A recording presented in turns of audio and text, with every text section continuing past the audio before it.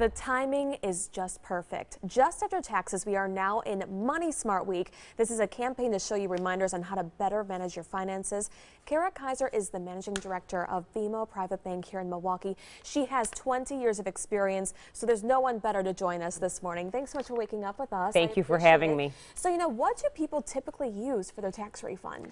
So like you said, I've been in banking for 20 years and I've seen a lot of different things. So first off, I actually have seen many times people spend their refund before they actually get it.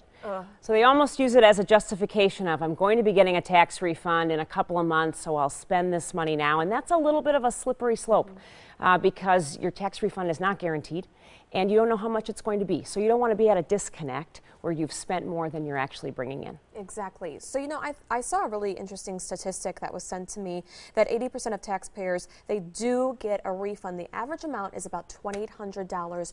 So what is your advice that you give them? What should we be spending this money on towards? Great question. So another thing, we see a couple things. One, people might want to use it to pay down some debt that they have. And my recommendation for that, you might have debt on a mortgage, a car loan, some credit card debt. My recommendation is to pay down the debt with the highest interest rate first. That's going to put you in the best position long term financially. Okay.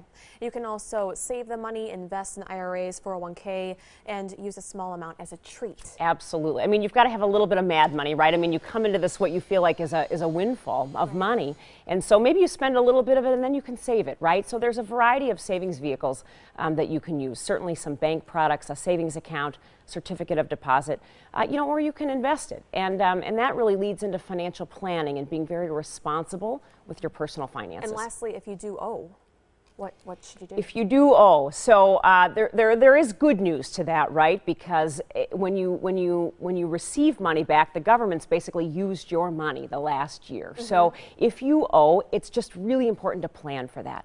So know that you're going to owe, and so that you are in a position to be able to write that check comfortably when the time comes. Exactly. This is all great advice.